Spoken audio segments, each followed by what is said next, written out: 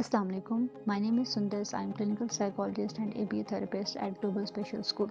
Today the topic of my discussion is some guidelines for autism recovery. आज मैं आपके साथ कुछ ऐसी गाइडलाइंस शेयर करूंगी जिससे आप अपने ऑटिस्टिक चाइल्ड को एक इंस्टेंट रिकवरी की तरफ लेके आ सकते हैं। इसमें सबसे पहली जो डोमेन है जिस पे हमें काम करना चाहिए वो है attention, and second one is joint attention, and third one is eye contact, and fourth one is stimming behaviours.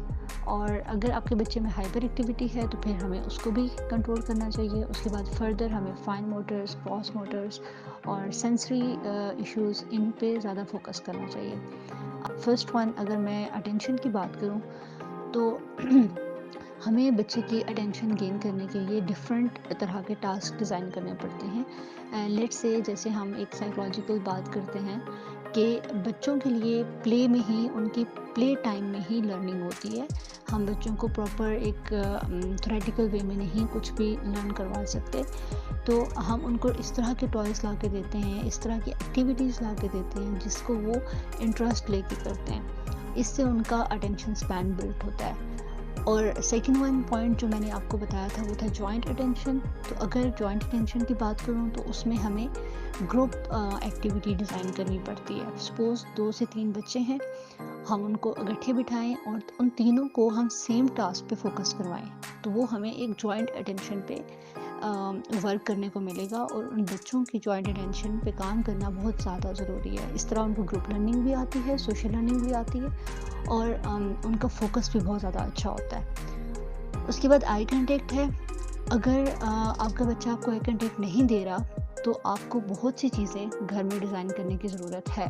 Suppose कि आपका कम्युनिकेशन स्टाइल कैसा है, आप अपने बच्चे के साथ आप कम्युनिकेट किस तरह कर रहे हैं, वेदर आप उसको देख के बात कर रहे हैं या फिर आप किसी और काम में इंगेज हैं, आप बात कर रहे हैं, या फिर आप बच्चे की अटेंशन प्रॉपरली लेने की कोशिश कर रहे हैं कि वो आपको देख के बात करे या आप उसको देख के बात करें।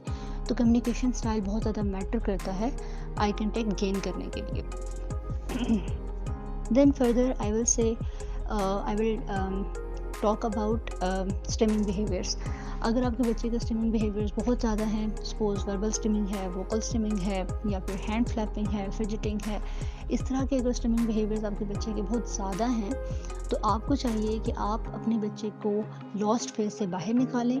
जब वो बच्चा लॉस्ट फेज से बाहर आएगा, अपने वर्चुअल वर्ल्ड से बाहर आएगा, तो वो अटेंशन प्रेजेंट मोमेंट में देगा। तो उसकी जो एक इमेजिनरी एक दुनिया बनी होती है उससे वो बाहर आएगा, वो प्रेजेंट मोमेंट पे फोकस करेगा, वो अपने प्रेजेंट टास्क पे फोकस करेगा। तो ऑटोमेटिकली उसकी अटेंशन वर्बल स्टिमिंग से, वोकल स्टिमिंग से, अपने सारे स्टिमिंग बिहेवियर से डाइवर्ट हो जाएगी और वो चीज़ें कंट्रोल हो जाएंगी। नेक्स्ट आई विल से कि अगर आपके बच्चे के फाइन मोटर्स वीक हैं तो आप उसको घर में फाइन मोटर्स पे कैसे काम कर सकते हैं। आप उसको जो रबर बैंड्स होते हैं उनकी स्ट्रेचिंग करवा सकते हैं। आप फर्दर उनको होल्डिंग एंड ग्रिपिंग करवा सकते हैं। आप उनको स्लाइम टेक्सचर दे सकते हैं। स्लाइम को जितना वो प्रेस करते हैं, बच्चे शौक से करते हैं, स्लाइम के साथ खेलते हैं, तो उसमें उनके फाइन मोटर्स काफ़ी ज़्यादा इन्हेंस होते हैं। नेक्स्ट आई विल से कि अगर आप ग्रॉस मोटर की बात करते हैं तो ग्रॉस मोटर भी ऑटिस्टिक बच्चों में काफ़ी वीक होते हैं। तो जब बच्चे की अटेंशन, जॉइंट अटेंशन, आई कंटेक्ट और स्टिमिंग बिहेवियर कंट्रोल होंगे, बाकी चीज़ें उनकी अच्छी होंगी, तो ग्रॉस मोटर्स में भी काफ़ी ज़्यादा बेहतरी आने लगेगी।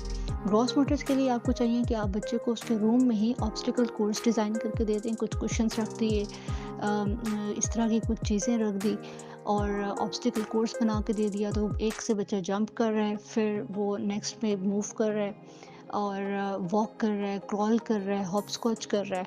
तो इन सारी एक्टिविटीज़ के थ्रू एक रूम के अंदर ही वो अपने ग्रॉस मोटर भी अचीव कर सकता है। और इसके बाद अगर हम बात करें ग्रॉस मोटर के बाद सेंसरी इश्यूज़ की, अगर हम बात करें तो ये भी बहुत ज़्यादा कॉमन है ऑटिस्टिक बच्चों में। तो अगर पेरेंट्स चाहते हैं कि वो घर में बच्चों पे फोकस करें तो उनको चाहिए कि वो सेंसरी इश्यूज़ को भी टारगेट करें, जिसमें बहुत सी तरह की सेंसरी टाइप्स होती हैं। फर्स्ट वन अगर मैं आपको बताऊं तो टेक्सचर की अगर हम बात करें तो उस बच्चों को डिफरेंट टेक्सचर दें, डिफरेंट बॉक्सेस रख दें, और कुछ बॉक्सेस में आप पानी रख सकते हैं, कुछ में आप सैंड रख सकते हैं, کچھ میں آپ سلائم رکھ سکتے ہیں. تو وہ بچہ جتنے بھی ڈفرینٹ ٹیکسچرس کو ٹچ کرے گا، جتنے ٹیکسچر کے اوپر واک کرے گا، تو اس کے سینسری ایشوز جو ٹیکٹائل سے ریلیٹڈ ہیں وہ امپروو ہوں گے. سیم ایسے ہی باقی سینسری ایشوز پہ بھی آپ کام کر سکتے ہیں.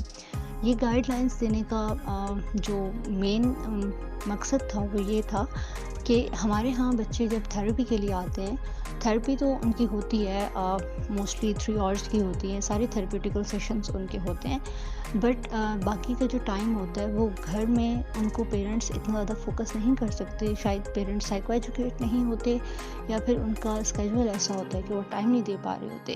تو یہ ویڈیو ریکارڈ کرنے کا مین پرپز یہی تھا کہ پیرنٹس کو سائیکو ایجوکیٹ کیا جائے، تاکہ پھر ہمارے تھیراپیوٹیکل انٹرونشنس کا بھی ایک اچھا رزلٹ نظر آ سکے. Thank you so much.